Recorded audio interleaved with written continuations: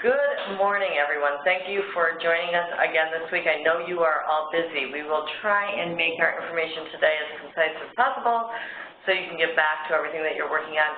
But we actually do have a very full agenda for this session. It is being recorded for anyone who's missing out. But we have two guest speakers with us, which is a big plus, and we're going to be talking about legacy contract entry as well as changes to the small business set-aside, which I think will be good news. So we have lots of information to cover, so let's go ahead and get started. Everything remains the same in terms of our project status. So we are moving forward and have really everything is going reasonably well. So all things are going very well. So I think we will go ahead and get started with the legacy contract load and entry information. And to present that to you this morning, we have Amy Adams. As always, before Amy gets started, I just wanted to let everyone know that if you do have questions, please do feel free to type them in at any time, and then we'll get through the questions as quickly as we can. And just real quick, please be sure that you're entering questions into the chat feature, not the Q&A feature. Thank you. That was Samantha.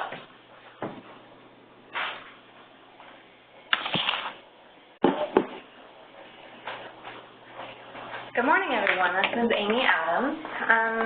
Before we get started, I'm going to go ahead and just pull up and log into Train. I have a couple things I'd just like to show you.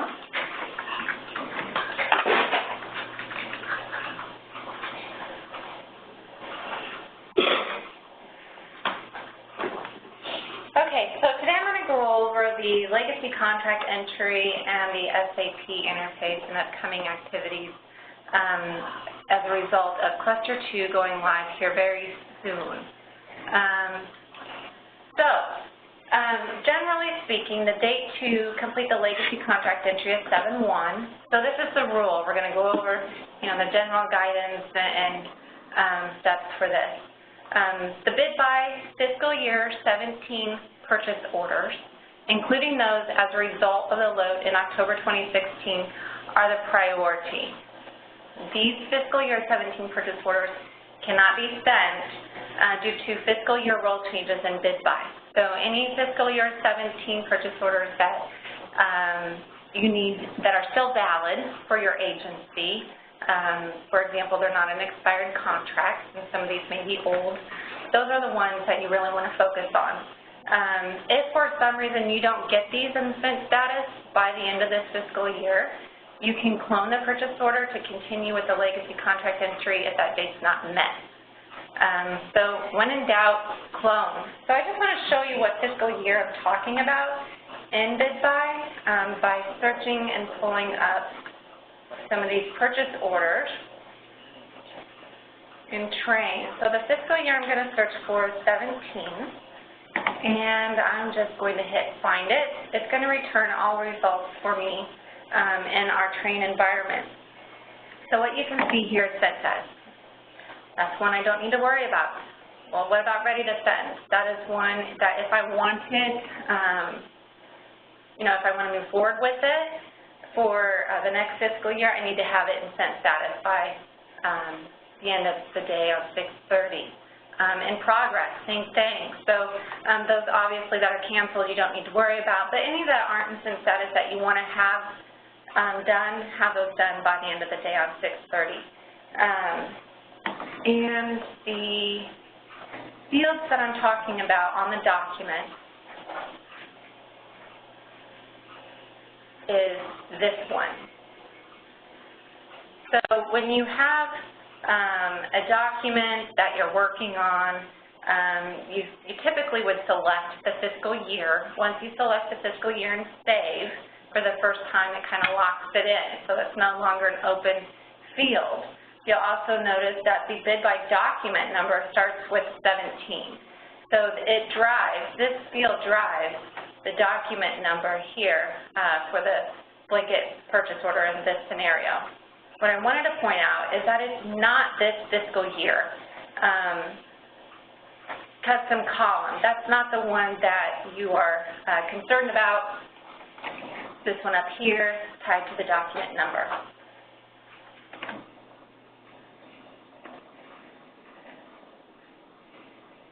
Also, I just wanted to point out before we move forward that you don't need to start with the record bid for legacy contract entry. You can start right at the purchase order. The guide is on the trainer support website, so you can pull that up and use it to help answer your questions. In addition to that, the other training material you may find helpful as well as you enter these contracts in, such as the appendix for the custom columns, the renewal document, all of that you may find helpful when you're entering in information. All right, so the CPO's office requires a complete procurement file in BidBuy. If the contract entry is not complete in a timely manner, you may have issues depending on your agency activity.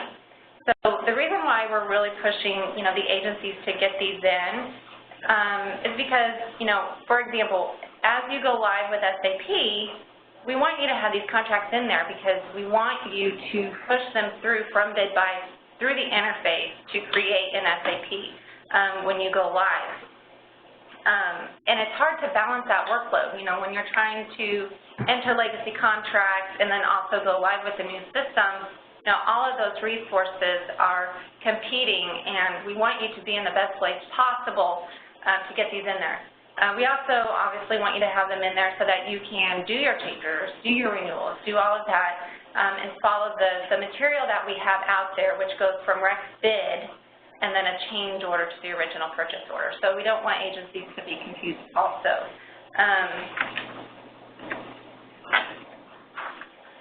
All right, with every rule, there's typically an exception. So the exception, the SAP Cluster 2 requires special consideration for your go live on 7/1. The ERP team requires a freeze as part of the go live activities. Master contract functionality is also part of Cluster 2 go live. BidBuy and ERP go live activities begin actually today, end of day today. And this includes the addition of new SAP interface custom columns. So essentially what we're doing today or this evening is turning on the BidBuy side of the interface for those Cluster 2 agencies. This is so CMS and DoIT can complete the required master contract go live activities with a goal of having all of them available on 7/1. And that is a goal. So please keep that in mind when you come back on Monday, 7/2. So I just want to show you real quick too what these custom columns for Cluster 2 that will be new to you when you come back in on Friday. Basically, these down here are starting up the travel indicator. Some of these other fields on this general tab are part of the interface. They go from BidBuy to SAP, but you're used to seeing those fields. So these new ones will be those like the travel indicator, fixed price, advanced payment. These that are here all the way down to the full SAP contract value. You should be used to seeing the bulletin reference number and the publication date now. And this is the train environment, so please keep in mind this may not be how you see it when you're in prod. We're working to get those cleaned up. But in the meantime, I just wanted to point out those new custom columns that you'll see when you come in on Friday. I also want to point out that currently some of these custom columns in prod that are marked required here are not in train are not currently required in production. The reason why they're not currently required in production is so CMS and DoIT can continue to enter those that detail in before the SAP side of the interface is turned on in July. And so this will allow, has allowed them and will continue to allow them to enter in their information for these master contracts for their go live on 7/1.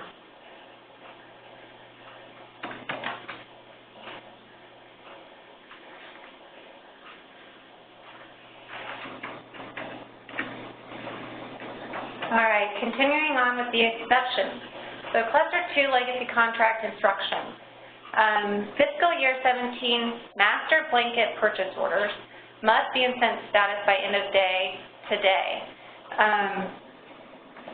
These master blanket purchase orders, the reason it's being is we're turning on that interface on the BidBuy side, and SAP is not turning it on their side until July 1. The reason why we're kind of making this adjustment now is for CMS and DoIT, as I mentioned a moment ago, sending over their master contracts now, week in advance, so that they will be available with the goal, of coming back on 7/2, and they're in SAP. Also, other fiscal year 17 purchase order types aren't affected and can be moved to send status up to the end of day on 6/30. So this is really the master blanket purchase orders.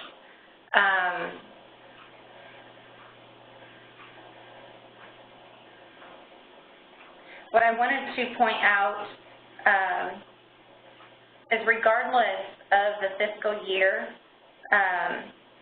actually, I'm sorry, I'm going to make a correction.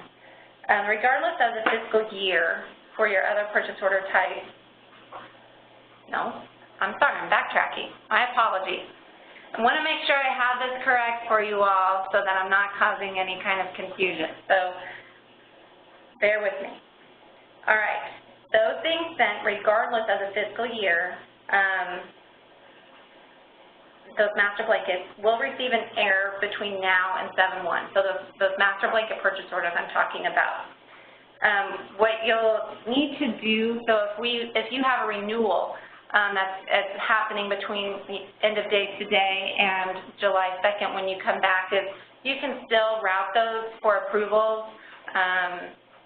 But what you'll need to do to get the documentation for that contract to the vendor, instead of using BidBuy to do that as typical, you want to send it in an email because those master blankets won't go over to SAP since that interface isn't live in SAP yet until July.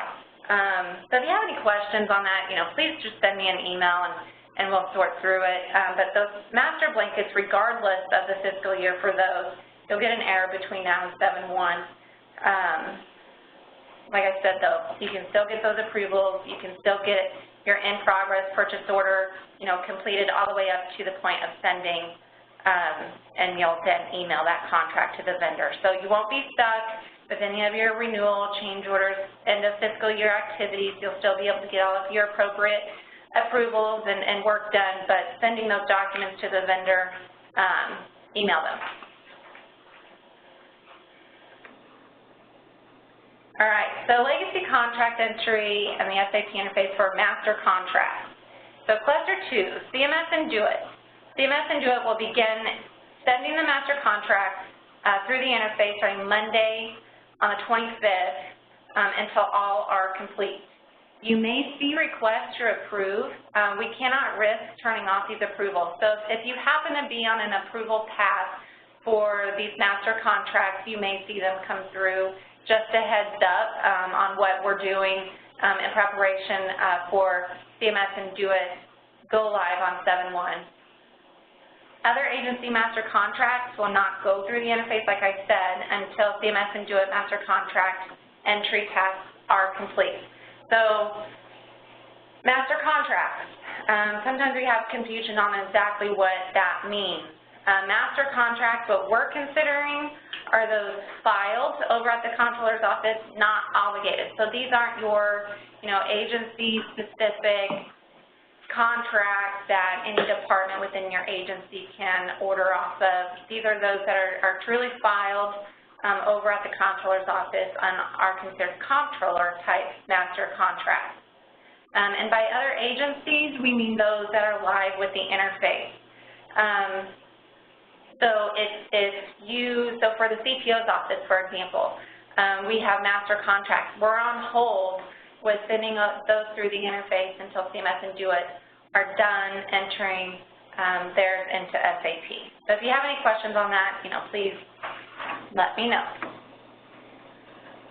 All right, so what about pre-cluster 2? So we're done with cluster 2, we're done with, the exception to the rule, right? So what about pre-cluster 2? If an agency has entered the contract in SAP before entering it into BidBuy, it may not be supported. The user will receive a warning notifying them that it is not supported. The warning will allow you to continue on, but you'll want to note that you'll need to make a manual update in SAP. Otherwise, you have the option for these two to enter them in as open market purchase orders. So, but we do want to ensure, as you're entering these in, master blanket purchase orders are what sends through the interface. So if you want this contract to be in SAP and you're not sure if it's supported or not supported, enter it in as a master blanket purchase order. If it's not supported for some reason, you'll get this warning back, and warnings allow you to continue to move forward. It's those hard red errors that require correction. All right, and as noted, you should be utilizing the interface for those supported contracts. So we highly encourage each agency, if they're conducting that procurement and they have that purchase order in BidBuy, that you enter it into BidBuy first, that you send it over to SAP utilizing the interface so that you don't need to make those manual corrections in each of those systems. Now, every agency is a bit different, but that's what we encourage.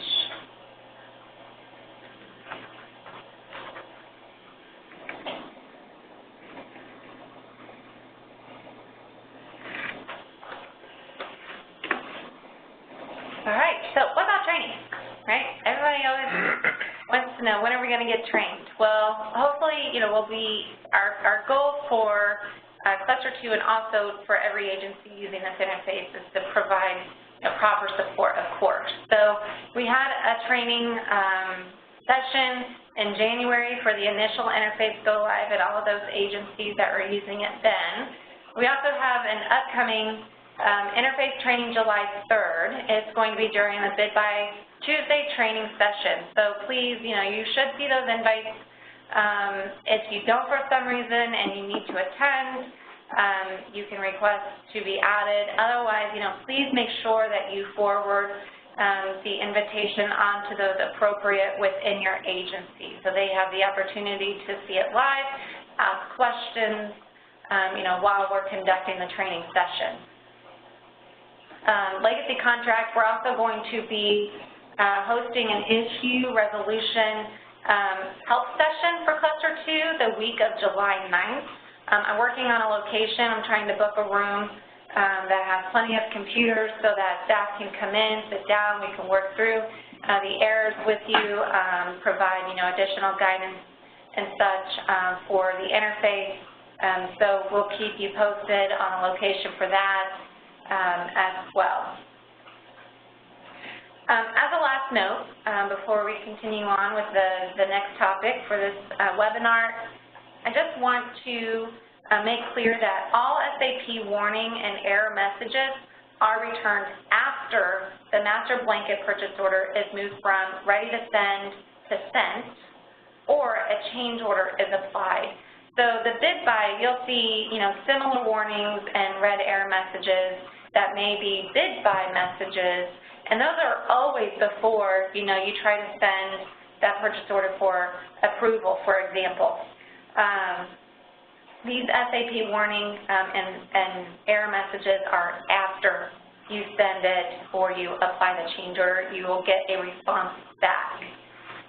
Also, typically in the warning or error message, you'll see that this is an SAP error of some sort. But just wanted to also make that clear for anyone who is interested in wanting to make sure that they understood when they would get those warning and error messages back. I also just want to note that there is currently training material online. We have a webinar out there on our trainer support website. That was the session in January. There's also a link on our trainer support website that will take you to the documentation on the IL Acts training site for crosswalks, error resolution guide, that type of information, how those fields in BidBuy relate to the fields in SAP and what they mean. So please feel free to go out there and look at that material, and we'll be providing updates also over the next few weeks as we approach go live and finished up with UAT. All right, well, thank you for your time today. Thank you, Amy. That was a lot of information, and so I'll check here and see if we had any questions come in on those topics.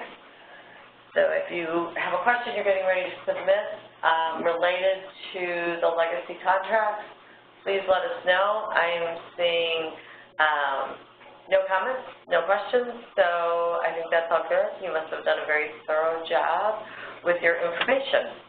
But if you think of something as we go through the rest of this, please go ahead and send it. The next topic is the small purchase updates. And, as BidBuy trainers, we always try and get you the latest and greatest information.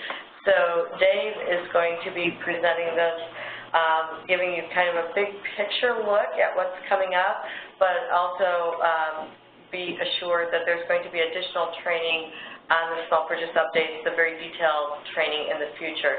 So this is just sort of that sneak peek for BidBuy trainers. And with that, I'll turn it over to Dave. All right, good morning, everybody. My name is Dave Luttrell. Like Lori said, we're just going to do a real quick high-level view today on some of the changes that are going to be made. There will be a CPO notice if it hasn't gone out in the last few moments. It will be coming out very shortly today, so you'll see the details, but I just want to hit some of the highlights for you today so you know what's coming down the pike. So what is changing? So the small purchase process, anything that has a sole source or emergency conditions are no longer going to be set aside. In the past, and we're going to walk through a couple of the changes here, but in the past, if there were sole source or emergency conditions, less than $10,000, et cetera, there would be a waiver that would be required. Now those are no longer set aside, so it's one less layer there that will need to be in the procurement file. So let's just walk through a couple of the changes. So a small purchase when emergency conditions exist from $2,000 to $10,000. The state agency determines if the small purchase meets the emergency conditions. And then, just as in the past, the state agency can source a single small business or a non-small business. However, if it goes out to a non-small business, that waiver is no longer required. In the past, if it was less than $10,000, there would have to be a waiver that would be signed and in the procurement file. So now, no SPO involvement is required. And you see here the executed state agency small purchase designation memo serves as the written determination for awarding the contract. So a little background information for those of you that may not know. The procurement code specifically states that there needs to be a written determination for awarding any contract, and that starts at $1. So I really want to talk about the importance of having the state agency small purchase designation memo on file with the CPO's office. It's a document that is signed by the agency head as well as the agency SPO, and what that does is it allows this process, the small purchase process designed by the Chief Procurement Office, allowed to be used. And so if that, and we're going to get into this in just a minute, if that memo is not on file, there is a lot extra work that is involved because, like I said, the code says that there has to be that written determination in the procurement file. So we're going to assume that all you agencies have that in there, the designation memo is on file, and so you can use this process. So that's the change with emergency conditions 2 to 10. The next scenario is a small purchase with sole source 2 to 10. Similarly, state agency determines if a small purchase meets the sole source conditions. As in the past, you can source a single small business or a non-small business. However, that waiver is no longer going to be required because we're not setting it aside. So there's no SPO involvement required here for sole sources 2 to 10. And once again, that executed small purchase designation memo serves as the written determination. Okay. Now we have a small purchase with emergency greater than 10. So once again, the state agency can source a single small business or a non-small business. However, with this being over $10,000, an SPO approval is required. And so that'll automatically hit those approval paths that are set in BidBuy. However, in the past, there still would have been a waiver required, but it would have been signed by the SPO. If it was less than 10, it would be signed by the APO. And so that's all being removed now. So if you have an emergency that's greater than 10, it still goes into BidBuy. You can source the small business or non-small business, and then that SPO approval will be applied in BidBuy.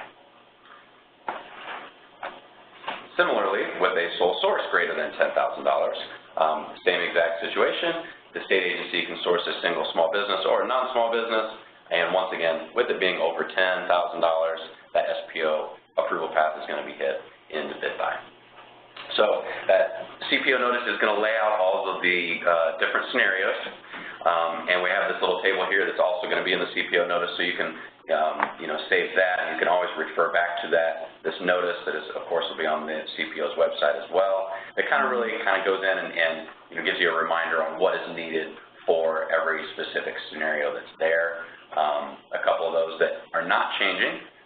So just a reminder, the only thing that are changing are emergency conditions and sole source. So your general small purchases that are less than 10, over 10, nothing is changing there. So you can always go back and take a look here and refer to those new changes. So of course, we are going to talk about a little bit more about that small purchase designation. So we do have, if the agency does not have this on file, going back to that written determination, it is required by the procurement code. So if you don't choose to have that designation memo on file, the state agency shall submit a monthly report to the SPO assigned to the agency detailing each small purchase completed in the previous month with the date of award, the name of the vendor, the estimated contract value, the description of the supplier service, and whether the award went to a small business vendor. And then the SPO shall provide written determination that each of those small purchases on that monthly report meets the requirements of this notice and all those applicable sections of the procurement code and administrative rule. So really, all of that to say, we would highly suggest you doing that small purchase designation memo. If not, you will have to go through this process as stated in the CPO notice. Okay? So, of course, we're going to provide additional training. Like I said, this was a very high-level view on just what was changing. So there's going to be mandatory training for agency personnel that touch the small purchases under these new guidelines. And right now we have 4 sessions that are scheduled. We have a link that will be in the CPO notice. These all are on Tuesday mornings and Thursday afternoons. So we'll do Tuesday, July 17th, Thursday in the morning, Thursday, July 19th in the afternoon. The 24th will be a morning. The 26th will be an afternoon to try to capture schedules best for everybody. And if any of your agency personnel is unable to make any one of these, I know there's vacations, et cetera, we will do our best to perhaps do a makeup session after that so we can make sure we're getting all the training for everyone that's involved out there. So that link will be in the CPO notice, and it's always out on we'll put it on the CPO website that has the events and all the training that is upcoming. So, good news for a Thursday. All right, so that's all I had. Do we have any other questions? Sorry, I wasn't checking on the questions.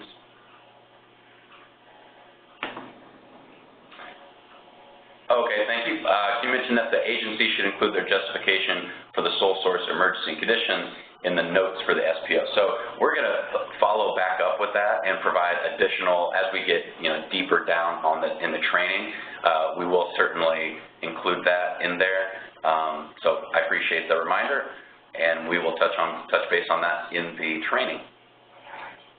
Yeah, there are more questions. There are more questions.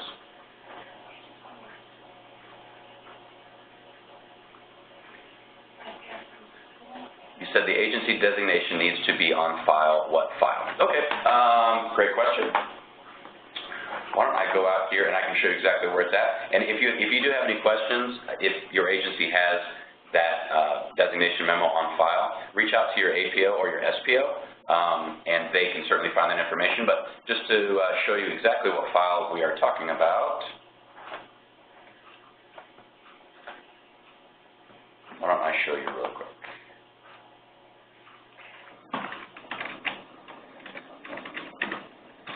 And while Dave's looking that up, I think Dave is going to show you the form itself. And then in terms of this question about the agency designation needing to be on file, the designation needs to be filed with the CPO's office. And you also then, the agency needs to retain a copy of the agency designation memo, which will be used as an attachment in BidBuy and become a part of the procurement file. So as Dave was explaining, that the procurement code requires a written determination as in terms of the approval, and so the designation letter would be included as part of the procurement file in BidBuy. Right? Correct. Thank you very much. So this small purchase designation, which is out on the site, we'll be able to see it here.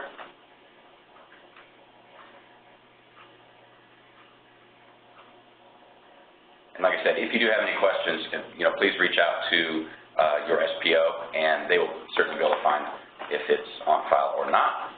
And this really just goes through and talks about how it serves as the designation out to the agency by the state purchasing officer, et cetera, et cetera. It will remain in effect if you have a new SPO or if there's a new agency head assigned to the agency, and it would be signed here by the SPO as well as the agency head approval. And this is the form that will be attached in BidBuy as the written determination for those small purchases as well for the procurement file.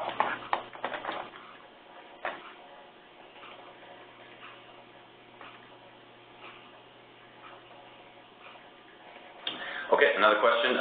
CPO Notice 2018.05 required a new agency designation to be signed and submitted when the $1,000 threshold changed to $2,000. For these changes, do we have to provide another new designation, or will the agency designation on file currently suffice?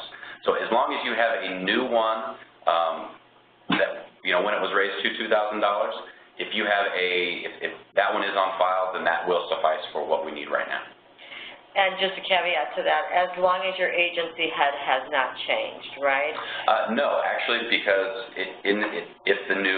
the authority shall remain in effect if a new SPO or a new agency head is assigned. Okay. So no matter what, as long as it's in effect, that will be fine. So for instance, in this instance, if you had it from 1,000 to 2,000, if you don't have a new one in, technically you don't have that designation memo for 2,000 to 1,000, so you would want to have that updated because, and just as a reminder, the reason that it was changed from 1,000 to 2,000 is because we implemented BidBuy, and $2,000 is the threshold for BidBuy.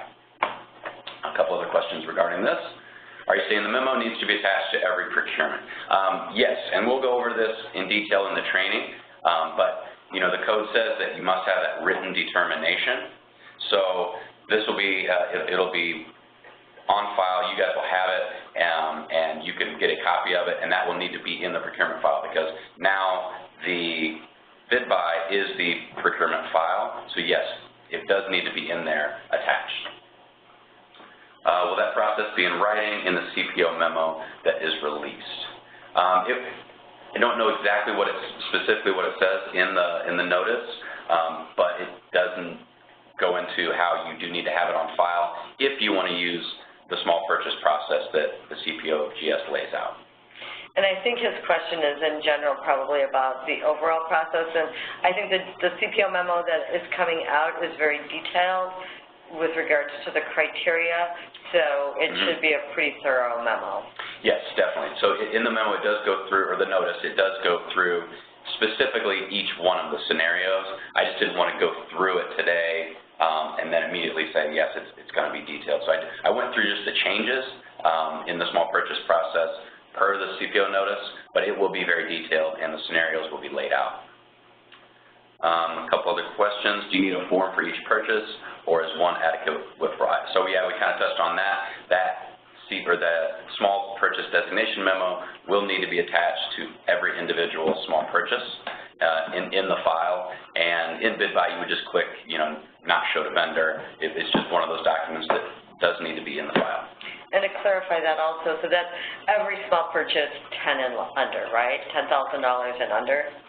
Correct, yes, yeah, because if it's over $10,000, the SPO is providing that written determination. So, it would be and technically, it would probably, depending on if you are using BidBuy for those purchases less than $2,000, we're really talking about $2,000 to $10,000, where that designation memo will be attached in the file.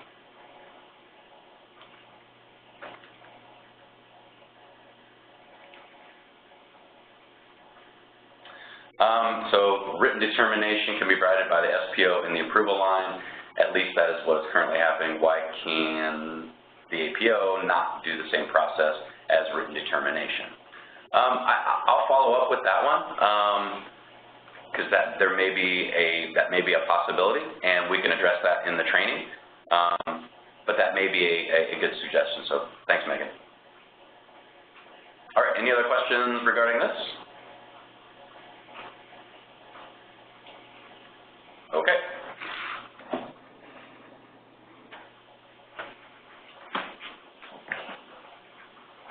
Thanks, Dave. And as always, if you have questions, keep them coming. This is the best spot because sometimes you ask a question and someone else can clarify that, and it's really helpful. So any questions that you have, please keep sending them over to us.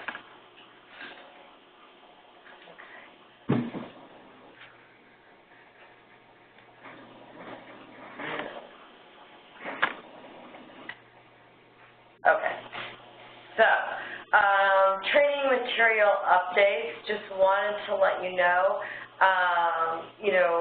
what we continue to work on at this point as it relates to BidBuy is a lot of the nuanced or specialized training activities. So, and we also are taking your feedback that we get, especially through these sessions, and we incorporate that in the materials. But wanted to let you know about two new updates that we have out, and if they're not out, they will be posted by end of day today.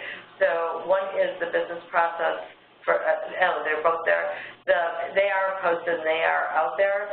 So the business process for canceling, I know that that has been a need, and we've needed to really determine exactly how to do a cancellation, as well as how a cancellation in BidBuy will impact the SAP interface or not. And actually the answer is the or not part.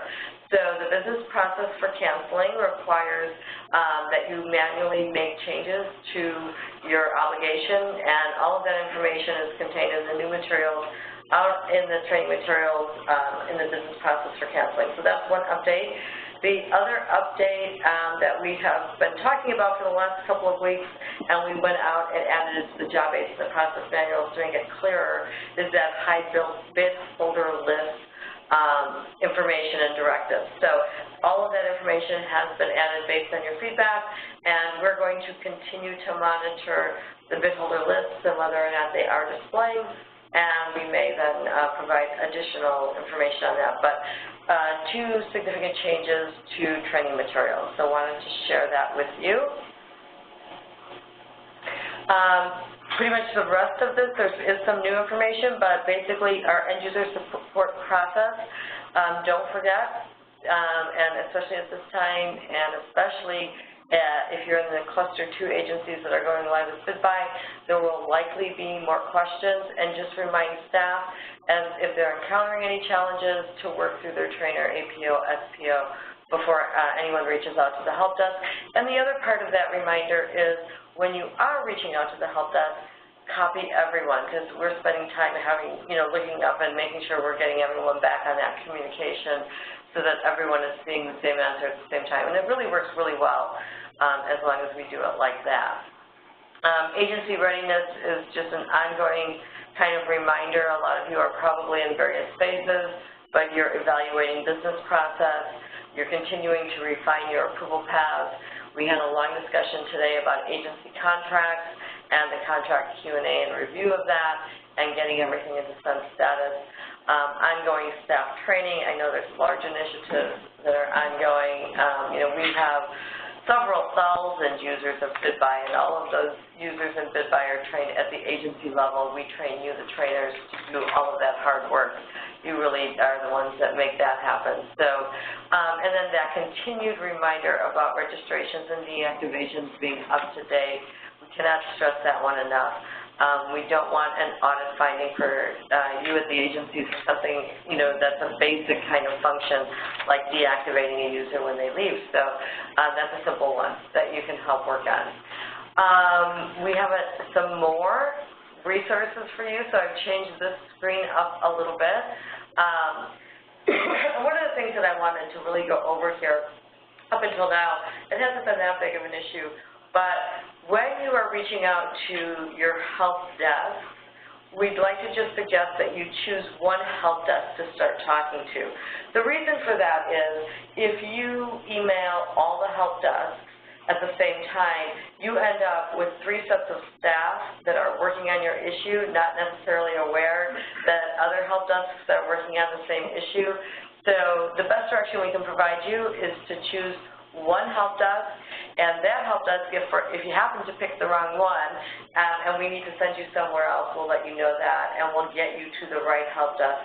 But each help desk has its specific expertise, and by getting your question one time out to one help desk, you're going to get the fastest, most accurate, and best answer. So I know this probably seems pretty simple, but it's just a key part.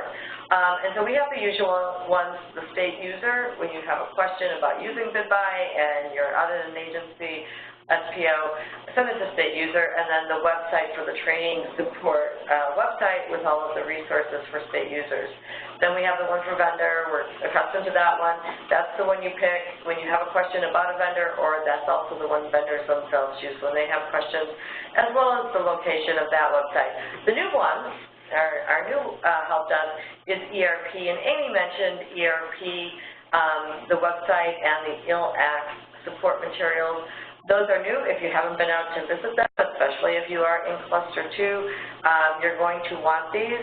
So that's the email address and the location, and the information that's out on the ERP website is particularly helpful, especially take a look at some of those error codes. There's a whole list of the error codes, what those error codes mean, and Amy discussed that those ERP error codes are the ones that you get back after you've sent something, so trying to get it into sense status. So, and that's a PO and sense status. So hopefully that's helpful to you, another help desk. And our BidBuy alternative forms, if you're having any form errors, always, that this has not changed. This is where you go if you need to get an alternative form instead of a form that we have located in BidBuy. And then just to recap, I know that you're so excited to hear that there is more training, and we love training, right? But, sometimes there's a lot of training. But here are key dates that you're going to want to share throughout your organization, and, get an approach ready for who needs to be attending which things. The BidBuy ERP interface training that Amy mentioned on July 3rd is critical. There will be a recording, but they're always better when you can attend in person. The SAP org releasing in BidBuy. And that is a training that we're working on scheduling. We're working on some final details. We always try and make sure we don't conduct our training until we know we have all the answers for you. So that one is to be scheduled, but it's coming. Small purchase updates. That's various training dates that Dave went over earlier in July, and there may even be an additional session added, but stay tuned and you will get the notice of that. BEP process training, we're getting very close to finalizing that and expect to have that training scheduled within the next few weeks. And then the legacy contract, there's going to be, it's not really training, but there is going to be a special legacy contract issue resolution help session for Cluster 2. That's when Amy said she's working on getting a location booked. That's targeted for July 9th. and it will be an opportunity for you to get together and say, okay, we're cluster 2, we just went live, here's some issues that we need to get resolved, how can we resolve them? So stay tuned for what that location is going to be on July 9th, but all of that training will be coming up quickly. And with that, I will open this up to Q&A. I know that there has been a lot of information presented today, but let me go back and see where we're at with our questions coming in. Okay. Okay, looks like we have some good ones. Okay. So we have a question about exempt. Well, maybe not. Let me read this one before I talk.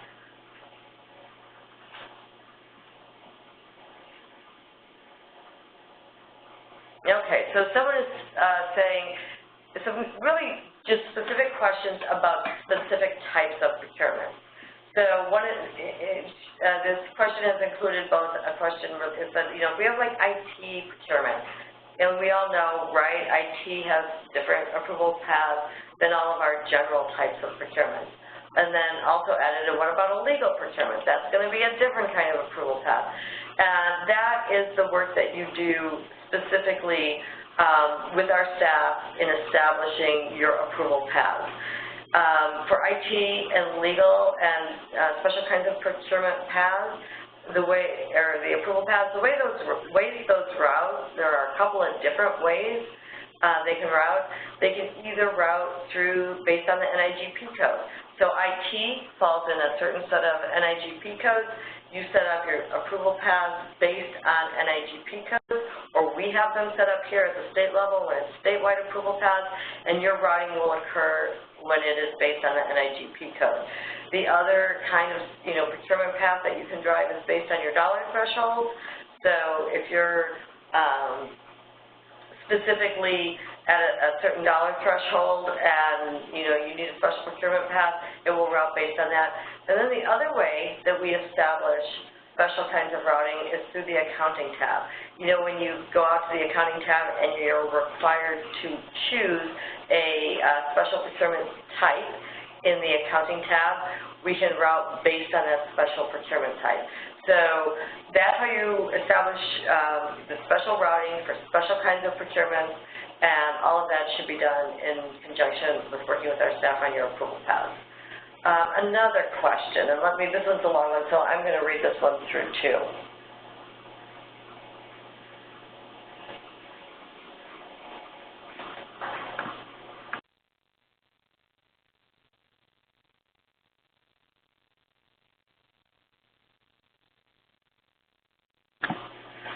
Okay, so sort of a related question.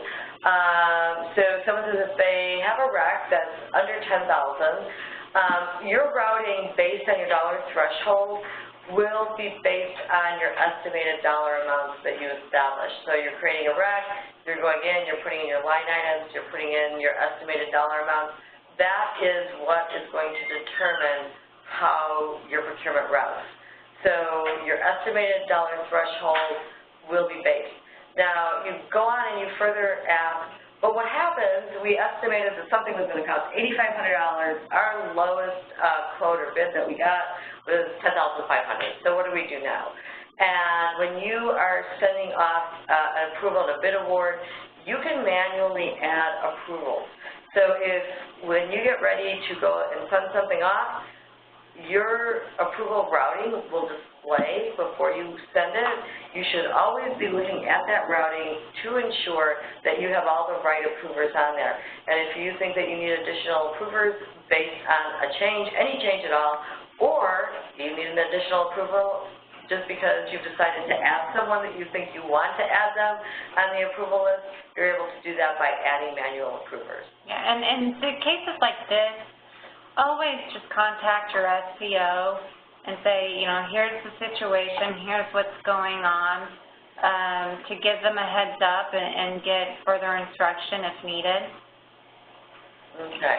And then this last question, which is, there's been a change in the support staff at the vendor help desk. Can you share who is supporting that area now? At this point, I think that the support staff is backup is being backed up by your general help desk, and I don't think that there's any specific information about, who's going to be the long-term support, but the vendor help desk continues to function as it always has, and will continue to be supported the way it always has.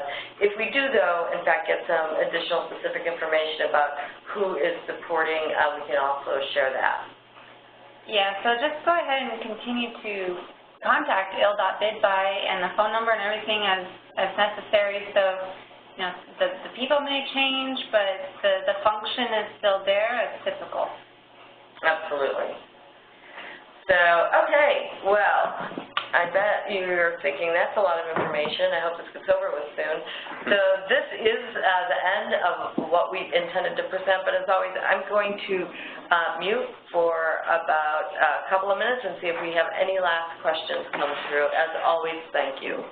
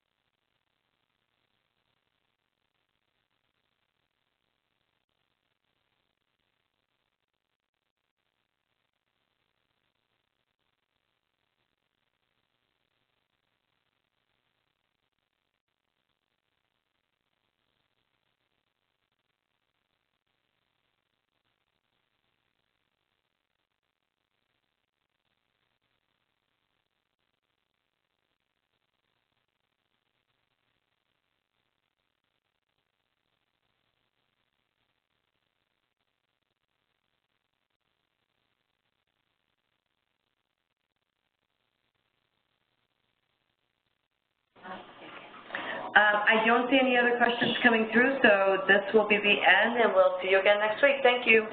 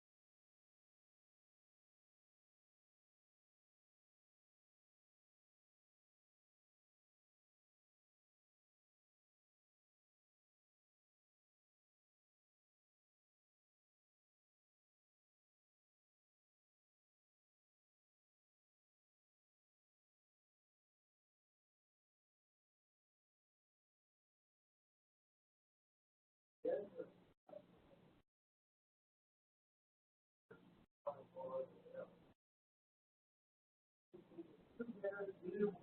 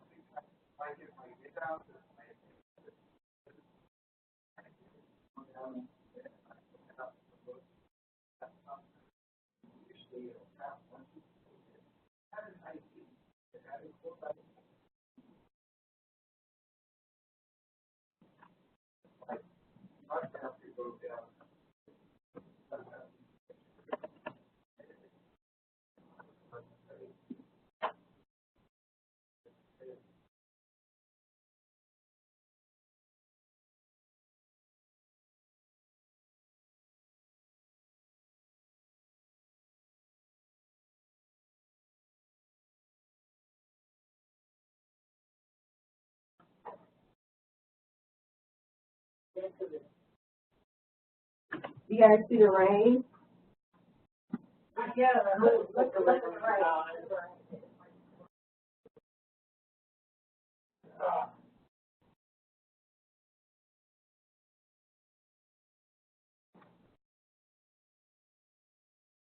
Yeah, it's raining.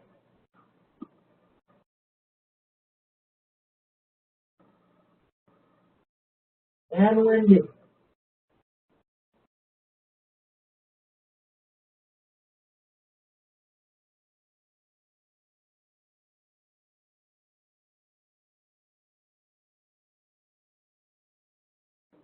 Rain, man.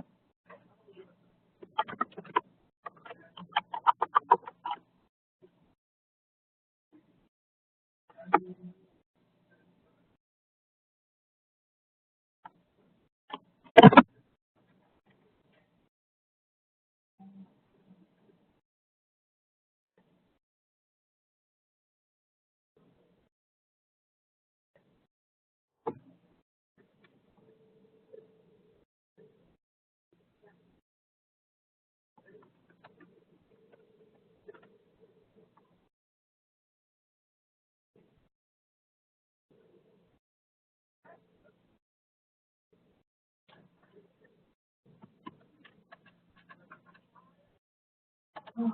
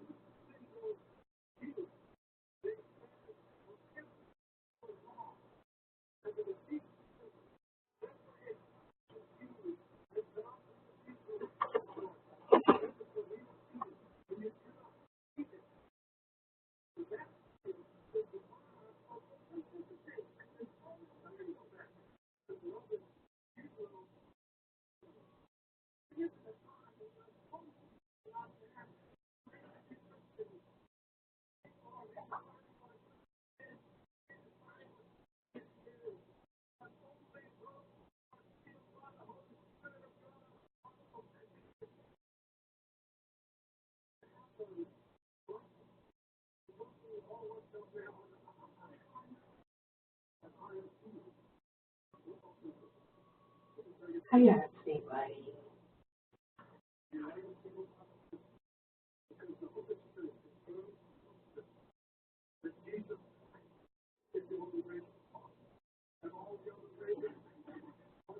Oh, I gotta do my hair.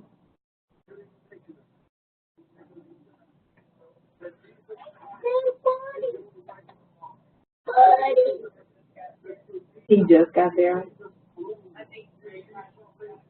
Okay, well, all right, well, enjoy your time. I'll talk to you later. Bye. Bye.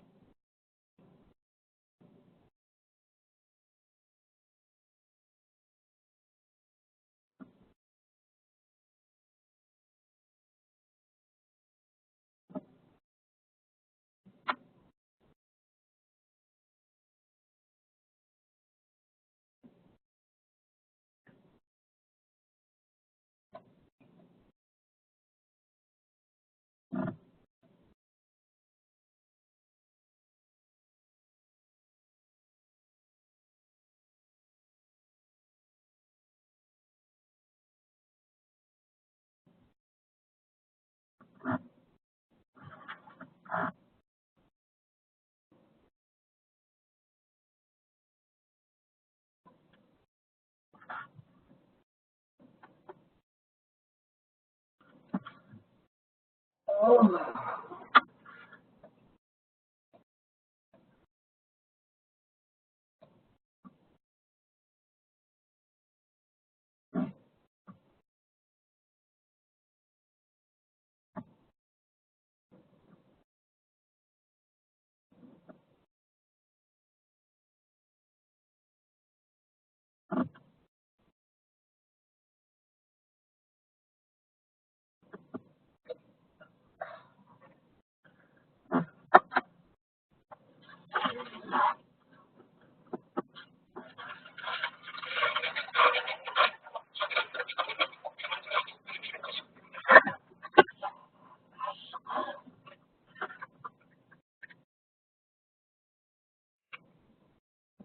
Carter's fish mart on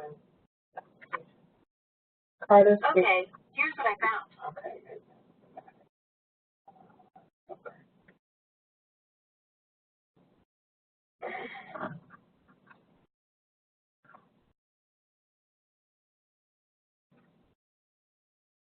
Yes.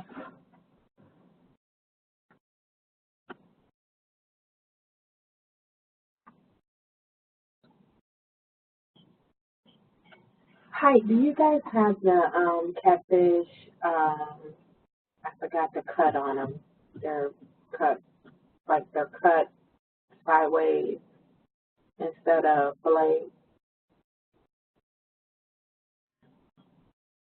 No, say that one more.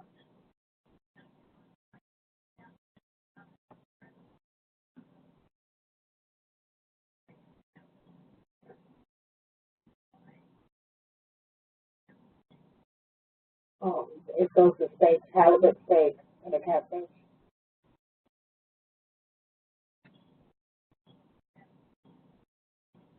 Okay, I'll take one of those with some liver fries, and then I want or your walleye. It's for pickup.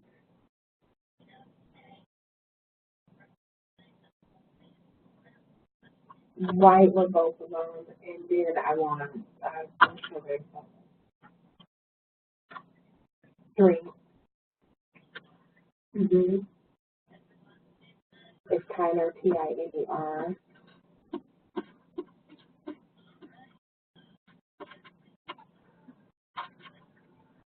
Perfect. Thank you. Bye.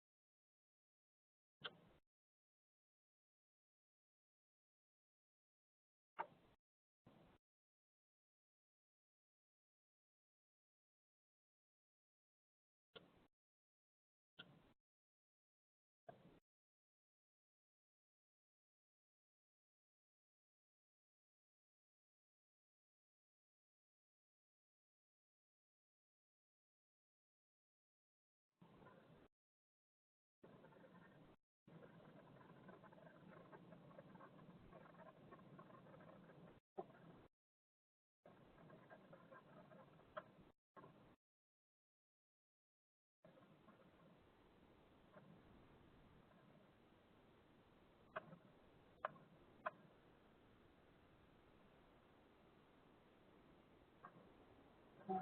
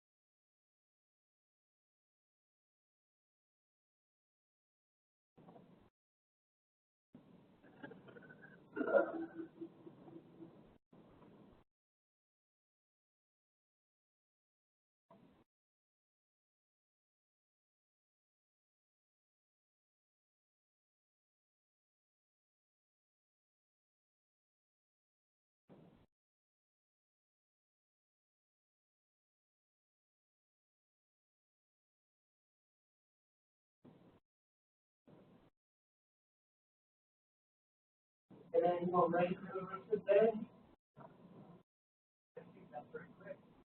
Yeah. And they said this on the website, it says ready. Oh, really?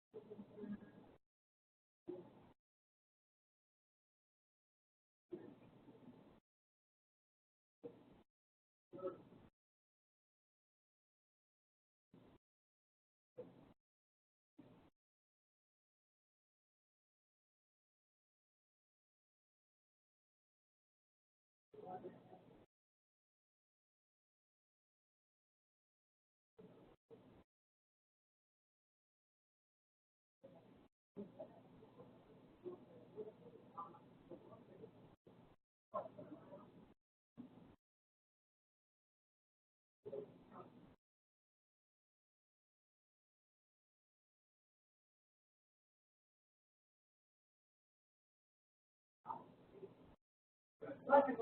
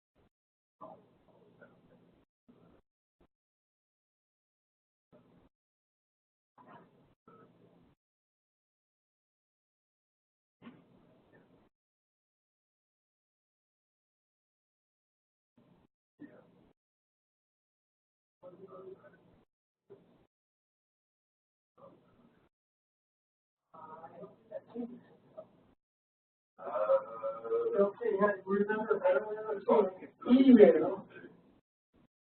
Remember seeing an email for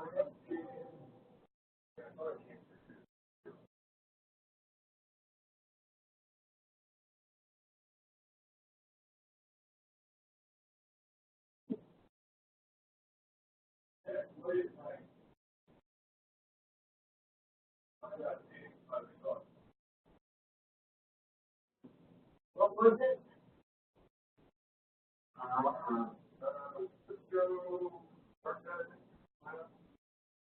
Oh, maybe Tuesday.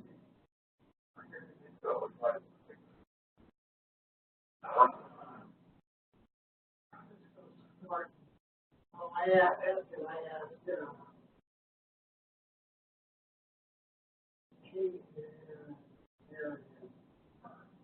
was the 19th, it's Monday, I looked at Tuesday, I asked, if it's signed yet, he said no, because it was 19, I didn't know I had to sign it.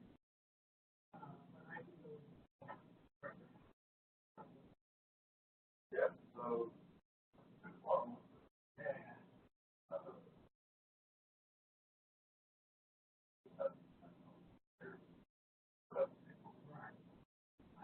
I put everything I thought I had by the end of you, email.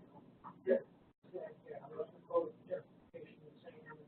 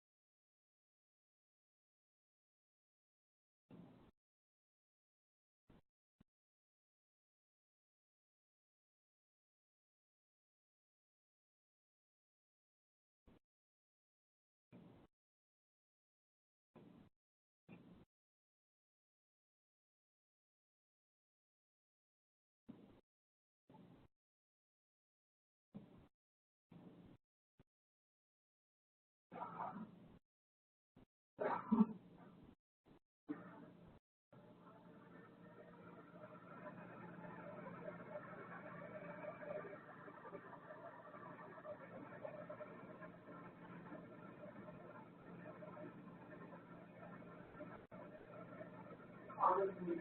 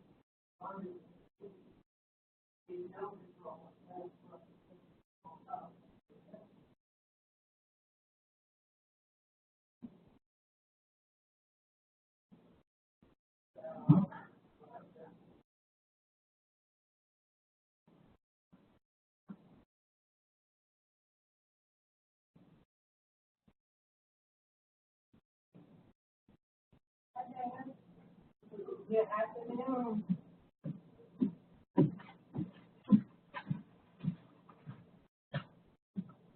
Oh, no.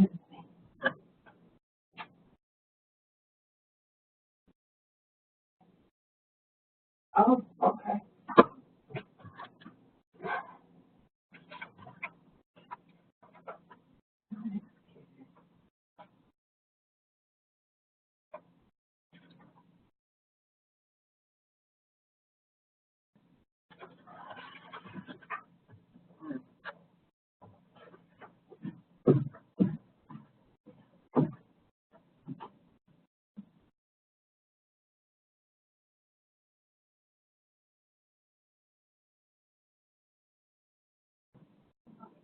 Yeah. What?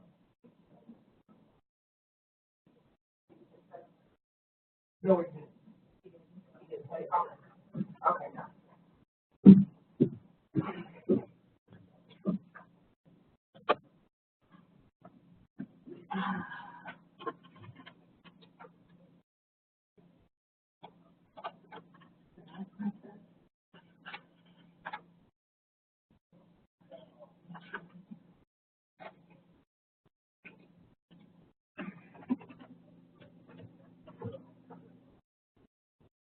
no. Mm.